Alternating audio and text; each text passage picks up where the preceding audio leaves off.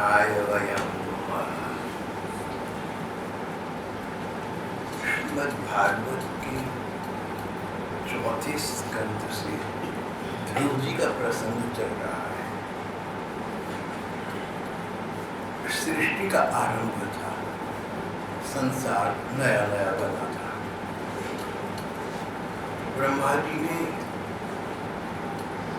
मनुष्यरूपा नाम के एक युगल को अपने शरीर से प्रकट किया। मनु के पुत्र हुए उत्तानपाद, उत्तानपाद के बेटे हुए ध्रुव। इस प्रकार मनु, उत्तानपाद और ध्रुव तीसरी चौथी संसार की पीढ़ी बने। ध्रुव की माता सुनीति बहुत गुणवती थी और भगवत भक्त थी, लेकिन दूसरी माता, सौतेली माता सूरज, बहुत घोर सांसारिक ईर्ष्या द्वेष से ग्रस्त रहती थी। सुंदर थी, इसके राजा उसके प्रति आसक्त भी थे। इस बात का अनुचित लाभ हो जाती थी। एक बार बालक ध्रुव अपने पिता की गोद में बैठना चाह रहे थे। सौतेली माँ ने बड़ा तिरस्कार किया, तुझे ये राजपद नहीं मिल सकता मूर्ख, भगवान को प्रसन्न करे तब सोच, नहीं तो नहीं। भाव ये है कि जैसे भगवान को प्रसन्न कर पाना बड़ा कठिन है, असंभव है, इसी प्रकार पिता का राज्य पद तुझे प्राप्त होना भी असंभव है। ध्रुव बालक के स्वाभिमान को बहुत ठेस पहुंची। क्षत्रिय बालक था, राजकुमार था। ध्रुव वन्य चला गया, मथुरा चला गया, यमुना जी के किनारे बहुत तप तपस्या की, बहुत भजन किया और 6 महीने बाद भगवान उसके सामने प्रकट हो गए। जैसे भगवान सामने प्रकट हुए तो ध्रुव के मन की ये विचारधारा कि मेरी सौतेली माँ ने मेरा अपमान किया, भगवान का दर्शन होते इस प्रकार की विचार की धारा समाप्त हो गई। ध्रुव के मन में ज्ञान का उदय हुआ। अरे संसार तो असार है, एक दिन मृत्यु हो जाए, क्या राज्य, क्या पुत्र, क्या पिता। तत्व वस्तु तो भगवान कृष्ण है, भगवान श्री हरि हैं। उन भगवान की प्राप्ति जीवन का लक्ष्य है और वो भगवान मेरे सामने खड़े हैं। मैं इनसे राजपद की आशा रखूँ, ये बड़ी मेरी मूर्खता होगी। ध्रुव ने अपने मन की बात भगवान से कही। भगवान बोले, ध्रुव, राज्य के तुम्हारे संस्कार हैं, इस जन्म में राज्य तो तुम्हें करना होगा, बाद में तुम्हें मेरे परम पद की प्राप्ति हो जाएगी। भगवान अंतर्धान हो गए। ध्रुव राजधानी वापस आ गए। अब उनका बड़ा स्वागत सत्कार हुआ। कालांतर में राजा उत्तानपाद, उन्होंने अपना राज्य का कार्यभार, अब बेटा ध्रुव बड़ा हो गया था, उसको दे दिया और स्वयं भजन तपस्या में निरत होकर अनंत के पथगामी हो गए। इतना प्रसंग हम पहले कर चुके हैं। तो संसार है, wonders will never cease। इसमें अजूबों की आश्चर्यजनक बातों की कभी समाप्ति नहीं। वे माता ने कहा था, राजपद को तू नहीं प्राप्त कर सकता, भगवान को प्रसन्न करके तो पाली तो पाली। और बेटे ने भगवान को प्रसन्न करके राजपद प्राप्त कर दिया। सौतेली माँ ने कहा था, राजपद का अधिकारी तो मेरा सगा बेटा उत्तम है, तेरा छोटा भाई उसको मिलेगा, उसको नहीं मिला। भविष्य के गर्भ में क्या छिपा है कौन जाने। मनुष्य बड़े बड़े संकल्प विकल्प का शिकार बनता है, दूसरों को बनाता है, होता वही है जो मंजूरी खुदा होता है।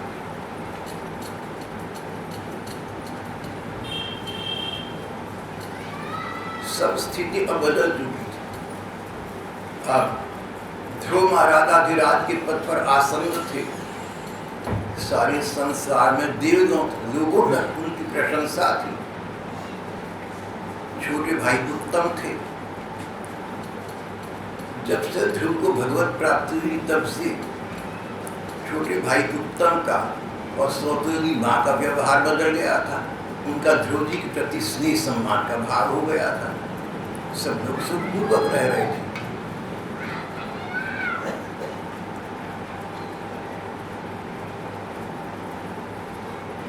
उत्तम का अभी विवाह न हुआ था। एक दिन शिकार खेलने गया और हिमालय पर्वत पर एक यक्ष ने उस स्थान पर अपना अधिकार समझकर और एक मानव आकर हस्तक्षेप करे इसको अनुचित समझकर उत्तम का वध कर डाला।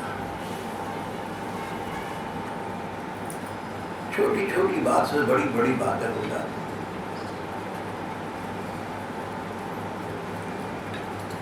सन 1914 की जुलाई का महीना था।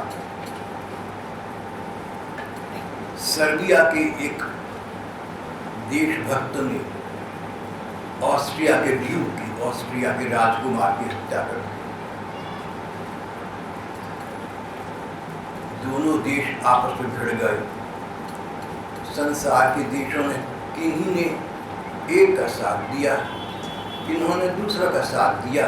विश्व युद्ध आरंभ हो गया। सन 1914 से लेकर सन 1919 तक 5 वर्ष ये संसार युद्ध का ग्रास रहा।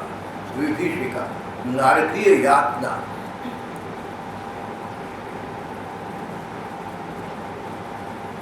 यहाँ उत्तम का वध हो गया।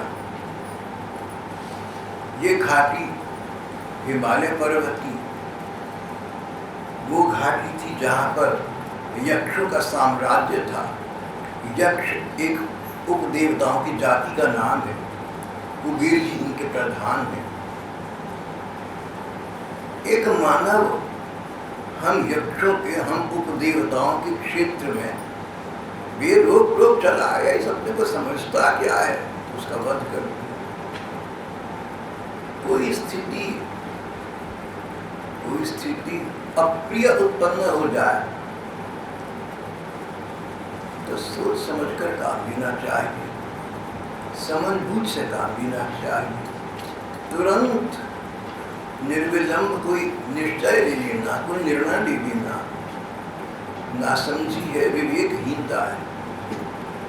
मन में विचार करो, आसपास के जो अपने अनुभवी शुभ चिंतक हैं उनसे परामर्श करो, समय की प्रतीक्षा करो, धैर्य से काम लो और एक सुनिश्चित निर्णय पर आओ। अपना जीवन भी सफल है, शेष संसार का जीवन भी सफल है। नहीं तो विभीषिकाएं, नारकीय यंत्रणाएं संसार को कष्ट, अपने को भी कष्ट। यक्षों ने आप देखा न ताप उत्तम का वध कर दिया। उत्तम वहां शिकार खेलने गया हुआ था। वन प्रांत था, जंगल था, घुसा चला गया। शिकार खेलना इसका अपना इतिहास है। मानव जाति के अतीत में, सृष्टि के उद्भव काल में वनों में ऐसे हिंसक पशु रहते थे जो बस्ती में आकर नरसंहार कर देते। उनका वध करना प्रजा के हित में था। It was choosing the lesser evil. बातें तो दोनों खराब हैं, लेकिन कोई पशु मनुष्यों का, बच्चों का, बूढ़ों का वध कर डाले, इससे अच्छा है उस पशु को समाप्त करो। इस प्रकार आखेट का आरंभ हुआ और जिस प्रकार प्रकार की विचारधाराएं और अभियान अपने शुद्ध रूप से बिगड़कर विदूषित रूप में आ जाती है, कुछ ऐसा स्वभाव है मानव जाति का, सो ही हुआ। जल्दी आखेट का रूप बदल गया। स्वयं मनु शिकार करने जाती थी। धीरे धीरे जब शिकार करके बड़े बड़े हिंसक पशुओं को मार डालते, लोगों में उनकी वीरता की, उनकी बहादुरी का यश फैला, प्रतिष्ठा हुई। ये जो यश प्रतिष्ठा है ये व्यक्ति को कहीं का नहीं रहने देती। प्रशंसा, प्रतिष्ठा, महाराज बहुत बहादुर है, अकेली जाती है वन में और बड़े बड़े हिंसक पशुओं का वध कर देती। अब महाराज के मन में जो शुद्ध प्रजा संरक्षण का विचार था वो तो नगण्य हो गया, आनुषंगिक हो गया, प्राथमिक न रहा। प्राथमिकता ये जितने पशु मारूंगा उतना मेरा नाम होगा कि राजा बहादुर। मन को अब मिल गया छोड़ नहीं रह गया अधिकता और काम, लग गया रक्त था उस मुख में इन सासुक लाली से लगाम। एक कवि ने इस प्रकार का परिचय दिया है। प्रजा संरक्षण की सुंदर नीति अपनी प्रतिष्ठा के लिए नाहक ही पशु हिंसा के रूप में परिणत हो गए। जब से संसार बना है न जाने कितने अभियान बड़े शुद्ध संकल्प से आरंभ हुए और इतिहास की पन्नों पर लिखी जाती धीरे धीरे उनका वास्तविक रूप, उनका मौलिक रूप वास्तविक न रहा, किसी विदूषित रूप में सामने आ गए। उस समाज को मान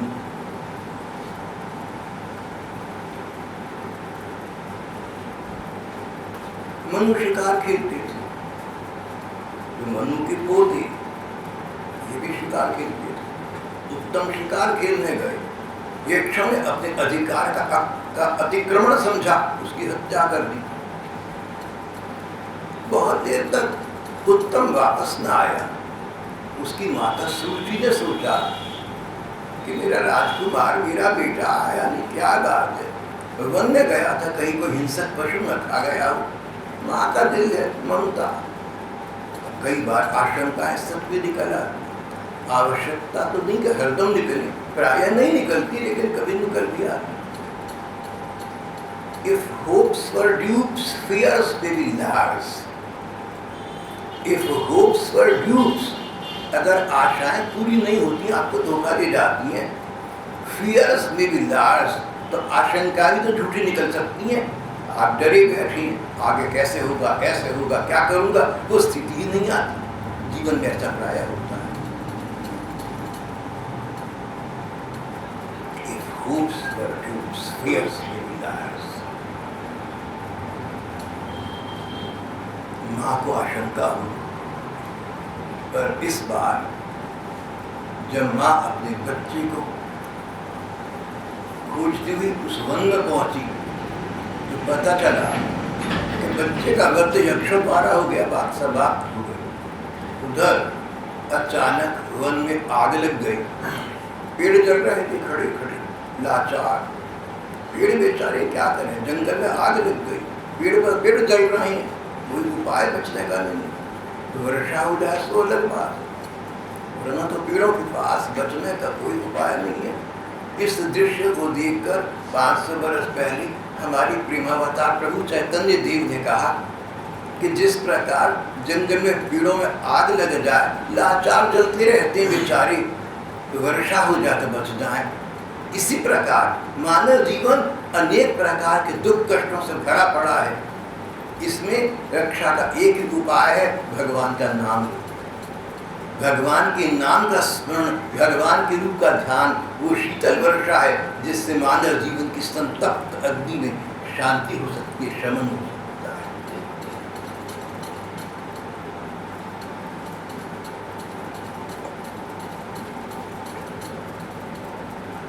देखा, माँ ने देखा, जंगल में आग लग गई।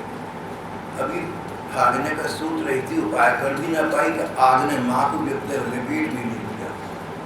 उत्तम का वध हो गया था यक्षों के द्वारा, उसकी खोज पर भागती फिरती माँ, उसकी समाप्ति हुई अग्नि के द्वारा। क्या सोचा था, क्या हो गया। द्वेष बुद्धि से कभी कुछ न सोचना। ईर्षा द्वेष अच्छी बात है, सुरुचि ने कई अप्रिय कार्य कर दिए थे। सुंदर थी शक्ल से, शरीर, इसलिए महाराजा उत्तानपाद की पहली पत्नी का स्थान इसने ले लिया। न केवल स्थान ले लिया, प्रत्युत पहली पत्नी सुनीति का अपमान भी कर दिया। जब उसका उसका बेटा भोले भाव से पिता की गोद में बैठना चाहता था, उसको राज्य सिंहासन का पता ही नहीं था तब तक, तो वे माता ने वाग बाण छोड़े, कड़वी बातें कहीं, उसका अपमान करा। उत्तम राजपद का अधिकारी बनेगा, तू नहीं बनेगा। और क्या अनजान हुआ, क्या परिणाम, न तो उत्तम बना न महाराज रानी बनी, दो जंगल में समाप्त हो गए, आत्मनाश कर दिया। ये जो ईर्षा द्वेष है, ये मनुष्य को कहीं का नहीं छोड़ते। अपने आप को तो मात्सर्य का पात्र मत बनाना। कोई बुरा करे तो भी तुम बुरा न करना, कोई बैर करे तो भी तुम बैर न करना। भगवान से दूसरे के भले के लिए, उसकी सद्बुद्धि के लिए प्रार्थना करना।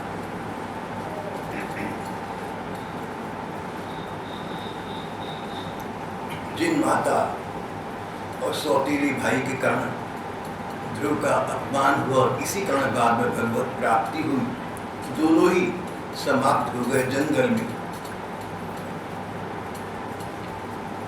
कोई देखने वाला नहीं था, कोई रोकने वाला नहीं था, कोई रोने वाला नहीं था।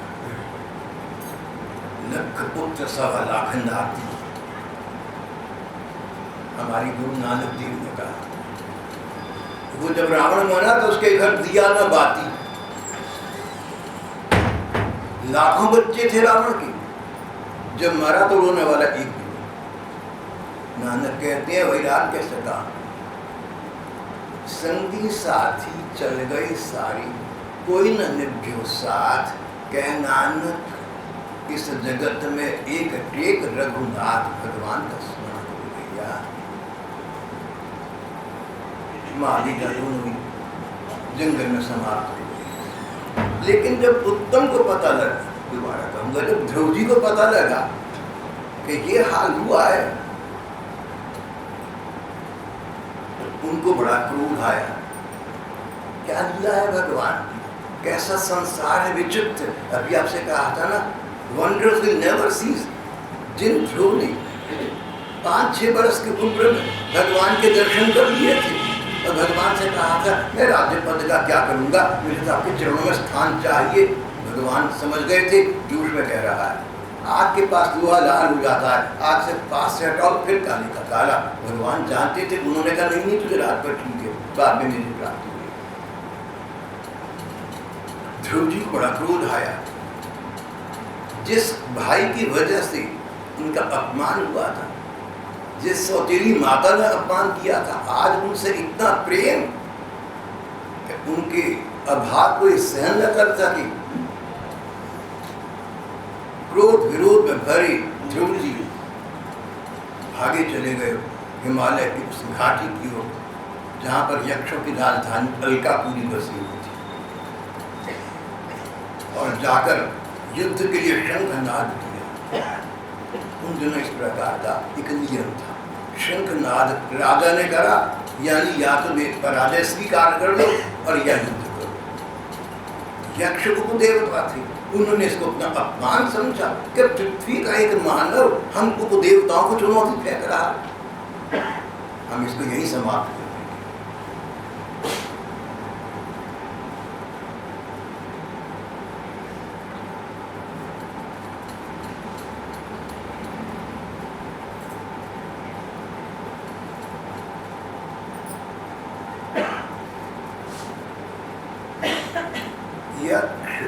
प्रकार प्रकार की अस्त्र शस्त्र लेकर अलकापुरी की राजधानी के बाहर आ गए और उन्होंने ध्रुव जी पर बड़ा भयंकर आक्रमण किया।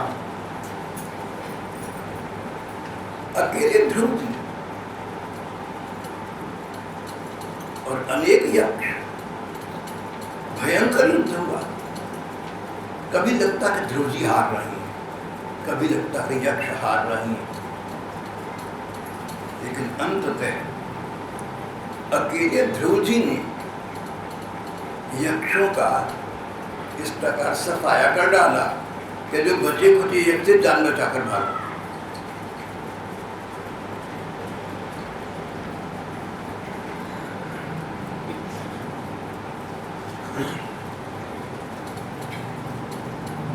अब युद्ध भूमि में कोई शत्रु तो था नहीं, अकेले ध्रुव खड़े हुए थे। मानो अलकापुरी, मानो यक्षों की राजधानी भी उनके नियंत्रण में आ गई। सोचा अब राजधानी में प्रवेश करके इसकी प्राकृतिक सुषमा का अवलोकन करता हूँ। हिमालय की गोद में बसी अलकापुरी अपनी प्राकृतिक सुंदरता के लिए सुप्रसिद्ध है। सोचा यक्ष तो पराजित होकर भाग निकले, अब जाकर अलकापुरी में सुंदरता भी देखूंगा प्रकृति की, पर अपना राज्य भी स्थापित करूंगा। फिर विचार आया नहीं, क्या पता पराजित हो जाना यक्षों की कोई नीति हो। इन्होंने ये दिखाया कि हम पराजित हो गए, ये सोच करके फिर मैं इनकी नगरी में प्रवेश करूंगा, वहां अपनी माया का प्रयोग करके ये आक्रमण दोबारा मेरे पर करना चाहेंगे। ध्रुव जी ने नीति से कहा,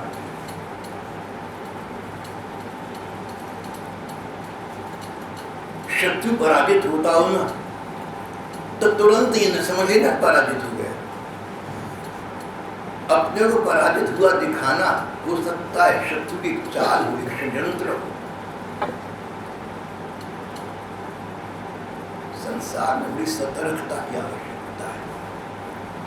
राजनीतिक जीवन में, अंतरराष्ट्रीय जीवन में, व्यक्तिगत जीवन में भी बहुत सतर्क रहना। निजी जीवन में, राजनीतिक और अंतरराष्ट्रीय जीवन तो बड़े बड़े रूपों का है। हम तो साधारण लोग हैं, हमारे लिए व्यक्तिगत जीवन, निजी जीवन बहुत महत्वपूर्ण है। इस निजी जीवन में, इस व्यक्तिगत जीवन में बहुत जागरूकता से काम लेना, बहुत सतर्कता से पेश आना, जोशो खरोश में कुछ न करना, जिस तिस का विश्वास न कर लेना।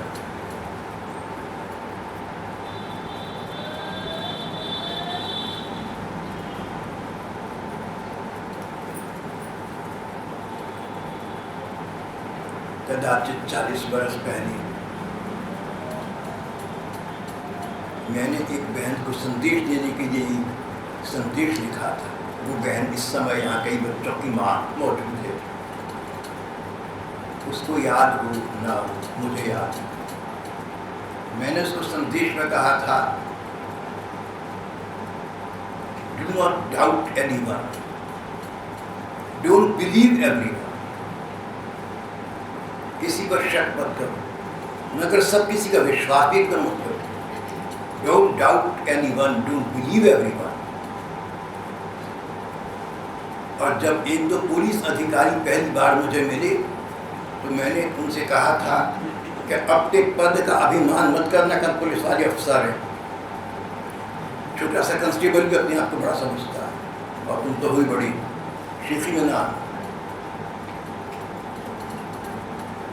मैंने उन अधिकारियों से कहा कि तुम अपने पद का अभिमान मत करना। सभी को पता है अपने पद का अभिमान मत करो, मैंने कौन सी नई बात है। आगे मैंने कहा दूसरी बात और सुन लो, कभी अपने पद का अपमान मत करना।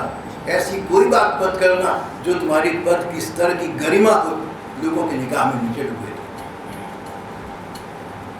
सभी लोगों की यही बात।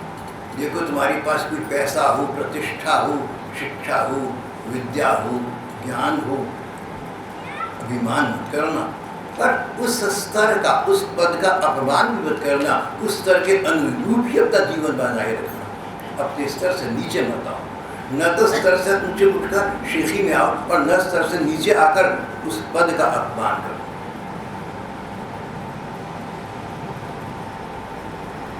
अगर एक अध्यापक सड़क पर चलते समय सड़क के नियमों को तोड़ता है तो उस तरह से नीचे आ गया, बच्चे क्या सीखेंगे?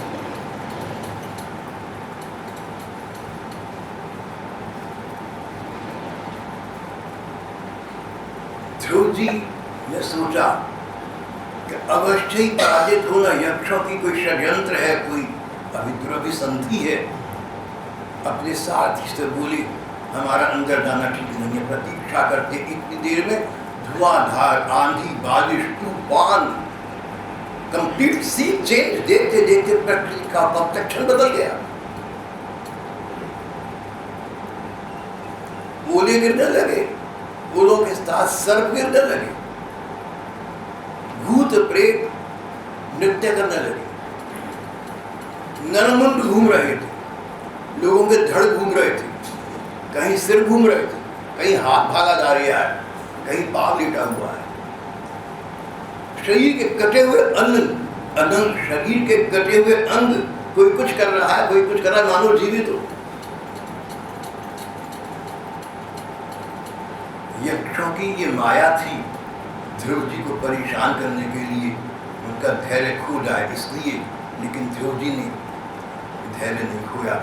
कुछ ऋषि मुनि जो जानते थे कि ध्रुव जी यहाँ आए हुए हैं और ये यक्ष अपनी माया फैला रहे हैं, ध्रुव जी को भगवत भक्त समझकर ध्रुव जी के पास आई, उनको आशीष वाक्य दिए, उनको शुभकामनाएं दी और बोले हर स्थिति में संकट से उबरने का एक जो साझा उपाय है, the Panacea of all ills, सब रोगों की औषध वो राम नाम है। भैया नाम का स्मरण करो, नाम के स्मरण से तुमने भगवान को प्राप्त कर लिया।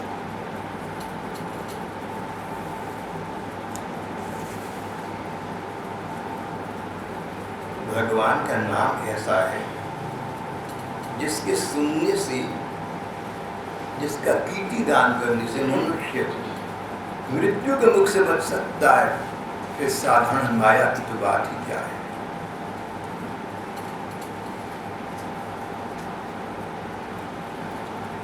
और जब यक्षों ने देखा कि उनकी माया विफल हो गई भगवान नाम के सामने, ध्रुव जी के भक्ति भाव के सामने, शस्त्र विद्या के सामने, शस्त्र ज्ञान से नहीं, शास्त्र ज्ञान से, शस्त्रों का लाभ उठाकर नहीं, शास्त्रों का, संतवाणी का लाभ, संतों का आशीर्वाद और भगवान का नाम। ध्रुव जी ने देखा यक्षों की माया थी, ये मुझे पागल बनाना चाहते थे। ध्रुव जी को फिर क्रोध आया और उन्होंने भीषण संहार फिर आरंभ कर दिया। अब उनके पितामह मनु ने देखा कि मेरा पौत्र इतना नरसंहार व्यर्थ कर रहा है, भागे हुए आए। मनु जी ने कहा बेटे अधिक क्रोध करना ठीक नहीं होता, अलम मत्सादि रोषि, अलम मत्सादि, अलम का मतलब नहीं करो, मत करो, डोंट, संस्कृत में अलम, अलम बहुभाषी तीन, ज्यादा मत बोलो, अलम मत्सादि रोषि, ज्यादा क्रोध मत करो, जितना आवश्यक था सो कर दिया। जितना क्रोध एक राजा के नाते न्याय की स्थापना के लिए राजा को करना चाहिए वो उचित है, उसका कर्तव्य है, लेकिन व्यक्तिगत क्रोध से तुम अनेक अनेक यक्षों का वध कर दो, ये न्याय नहीं है। ये तो तुम अपने निजी अभिमान को बीच में जाए, मैं राजा हूँ, मेरे भाई का वध कैसे करा, क्या कर दिया। बेटा अधिक क्रोध करना ठीक नहीं, तमोद्वारी पाठ करना, क्रोध तो नरक का द्वार है, इस क्रोध के वशीभूत होकर राजा का न्याय करते हुए नहीं, व्यक्तिगत क्रोध के कारण से तुमने इन निरपराध यक्षों का वध किया है। करे कोई भरे कोई। जिन यक्षों ने उत्तम का वध किया था वो सब यक्ष ये तो थे नहीं जिनका संहार किया जा रहा है, इनका संहार नहीं।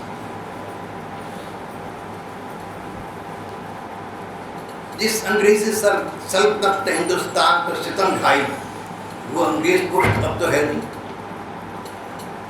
अगर हिंदुस्तान तब के सितम का बदला अब के अंग्रेजी सरकार या लोगों से ले तो ना समझिए, मित्रता संबंध है, पीढ़ियां बदल गई, सब कुछ बदल गया। अब वो तो रहा नहीं जो तब था।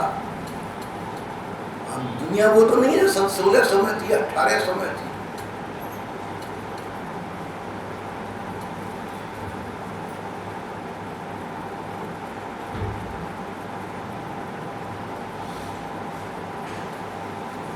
तुमने एक यक्ष के अपराध करने पर कितने यक्षों की हत्या कर दिया, ये उचित नहीं होगा। मनु जी ने बहुत सुंदर बात कही। जो लोग भगवान को मानते हैं, जो भगवान के पथ पर चलना चाहते हैं, जो भक्ति मार्ग के उपासक हैं, जो प्रेम पथ के पथिक हैं, उनके लिए बहुत सुंदर और अमूल्य बात मनु जी ने कही। आराध्यात्म जो आराध्यम विष्णु तत्परम पदम सर्वभूतात्म भावी न भूतावासम भगवान। जो तुम तो भगवान को भक्त हो, तुमने छोटी उम्र में भगवान के दर्शन प्राप्त किए थे। वे भगवान तो सबके प्रति प्यार रखती हैं, बुरे का भी बुरा नहीं करते। भगवान तो बैरी से बैर नहीं करते, और अगर करें तो उसका कल्याण करने के लिए करती हैं। तुम भगवान के कैसे भक्त हो? एक यक्ष ने तुम्हारी भाई का वध करा, बदला लेने के तुमने अनेक यक्षों का वध कर दिया, और अभी भी तुम रुक नहीं रहे हो। ये धर्म बुद्धि नहीं है। भगवत भक्त तो ऐसा नहीं किया करते, भगवत प्रेमी तो ऐसा नहीं किया करते। जो चाहे अपने स्तर को ऊंचा उठा ले, जो चाहे अपने स्तर को नीचा गिरा ले।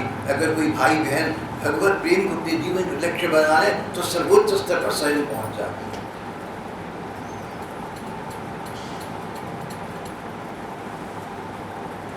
भक्तोचित व्यवहार, भगवान के भक्तों से जिस व्यवहार की आशा है वो व्यवहार करना, तन मन वचन से।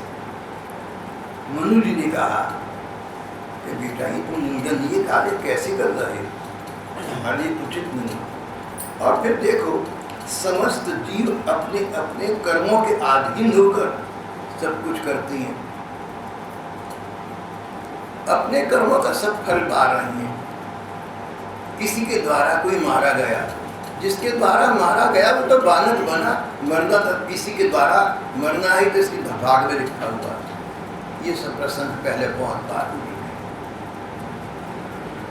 आपको कोई सुख मिला, आपको कोई दुख मिला, कारण वो व्यक्ति नहीं है जो आपके सुख या दुख को देने वाला इस समय है। आपके पूर्व कर्म है, आपके पूर्व कर्म ऐसे थे कि ये सुख या ये दुख किसी न किसी समय मिलना ही था।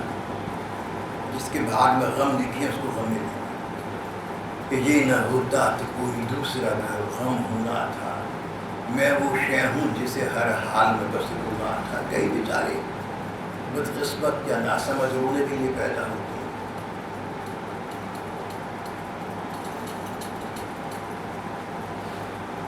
उनसे ज़्यादा बदकिस्मत वो हैं जो रोते हैं, लेकिन सबके सामने रो भी नहीं सकते, सबके सामने हंसना पड़ता है। भगवत भक्त का लक्षण भी यही है। कोई कष्ट होगा तुम्हारे मन में, उस कष्ट का विचार न करके परहित चिंतन करना, दूसरों का विचार करना, मुस्कुराते चेहरे से सबका सम्मान करना।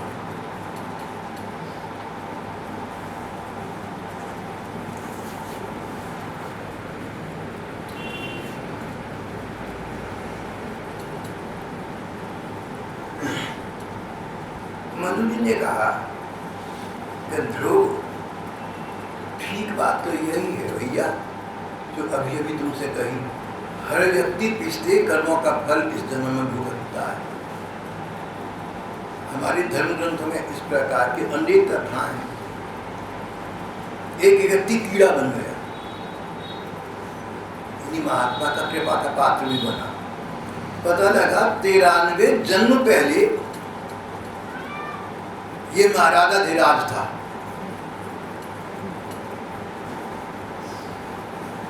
लेकिन कोई ऐसा कर्म कर बैठा 93 जन्मों के बाद इस जन्म में कीड़ा बना है। ऐसा नहीं करता। धर्म ग्रंथ कहते हैं कि करोड़ों जन्मों के बाद भी कर्म फल मिलता है। लाखों हजारों गायों में बछड़ा अपनी गैया मैया को पहचान लेता है। इस प्रकार इस भीड़ भरे संसार में कर्म तुम्हें पहचान रहे हैं। अच्छे कर्म करना तो अच्छा फल मिलेगा, कोई बुरा करेगा तो उसको बुरा मिलेगा।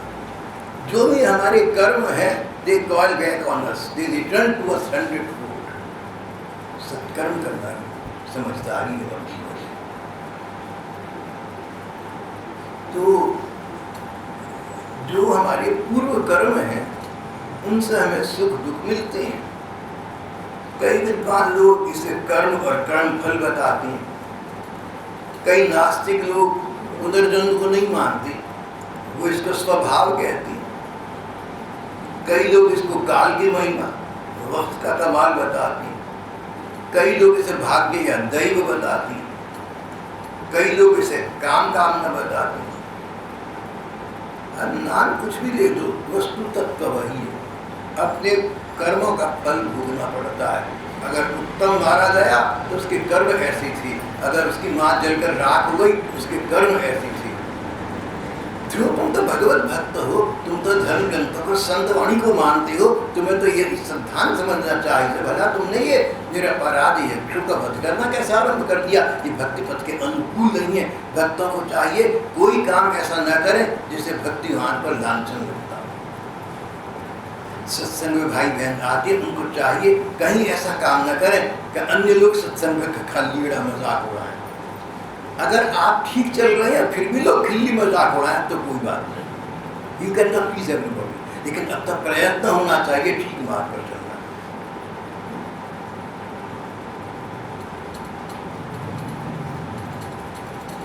मनु जी ने कहा, क्रोध के वशीभूत हुए मनुष्य से सभी लोगों को बड़ा डर लगता है।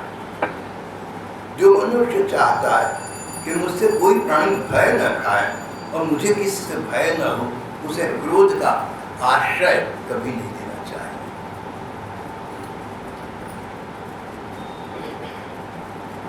तुमने ये समझ करके मेरे भाई के मारने वाली इतनी यक्षों का संहार किया है, इसके द्वारा तुम्हारे से बहुत बड़ा अपराध हो गया। तुम इसका अभिशमन कर लो,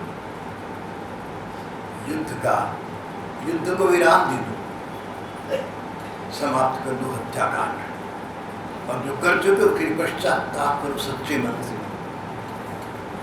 मन से पश्चाताप होता है जब हम भगवान का भजन करते हैं, भगवान का स्मरण करते हैं। भगवान का भजन स्मरण करने से बुद्धि निर्मल होती है, मन निष्पाप होता है और दोबारा कुकर्म नहीं होते। इस प्रकार मनु जी ने अपने पौत्र ध्रुव को शिक्षा दी। ध्रुव जी को बात समझ आ गई, संस्कार तो अच्छे थे। ध्रुव जी को बात समझ आ गई, उन्होंने अपने स्वयंभू मनु को प्रणाम किया। मनु जी अपने स्थान को चले गए। ध्रुव अपनी राजधानी वापस आ गए, लेकिन अब उन्हें सच्चा ज्ञान हो गया था। मरकट वैराग्य नहीं था, किसी को देखकर वैराग्य हो जाए, सो नहीं था। अब अपने मन को अपने अनुभव से जीवन के तत्व का बोध हो चुका था, और बाद में इन्हीं ध्रुव जी को इस जीवन के बाद परम पद की प्राप्ति हो गई। ये विद्वान सभी लोग जानते हैं। यहाँ हमारा आज का प्रसंग सिद्धांत समाप्त हो जाता है।